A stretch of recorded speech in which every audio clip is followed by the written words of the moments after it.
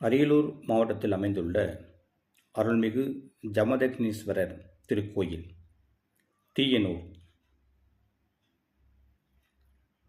தல வரலாறு: 2ஆம் ராஜராஜன் காலத்தில் கற்றளியாக கிபி 1166 கட்டப்பெற்ற பழமையுடையது.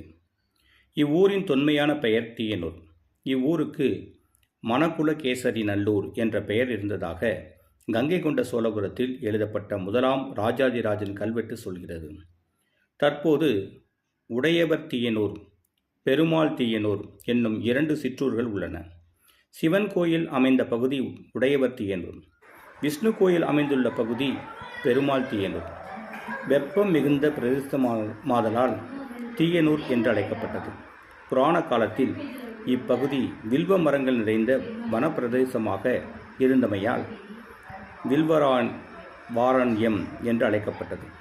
இந்த வனத்தில் சப்த ரிஷிகளில் ஒருவரான ஜமதக்கனி முனிவர் சிவபெருமானை நோக்கி தவம் செய்வதாக இங்கு தங்கி வில்வ மரத்தினுடைய கீழ் சிவலிங்க பிரதிஷ்டை செய்து வழிபட்டார். அந்த லிங்க மூர்த்தமே ஜமதக்னீஸ்வரர் ஆனது. அக்னி வழிபட்டதால் அக்னீஸ்வரர் என்ற திருப்பெயரும் உண்டு.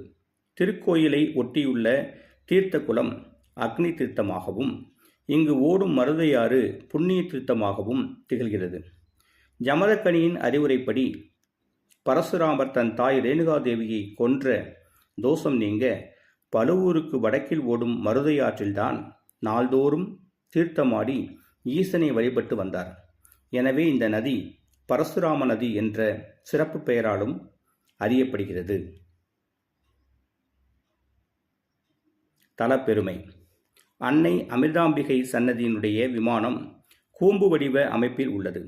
தலையில் அழகிய கரண்ட மகுடம் அலங்கரிக்க 2 காதுகளிலும் பத்திர மகர குண்டலங்கள், கழுத்தில் அழகிய தாலி, கைகளில் வளையல், கால்களில் சதங்கை என அணிமணிகள் மேல் வலது கையில் அட்சமாலை, இடது கையில் நீலோற்பவ மலர், முன் வலக்கையை அபய முத்திரையுடன் இடக்கையை தொடையில் ஊன்றியவாறும் அம்மன் காட்சி தருகிறார்.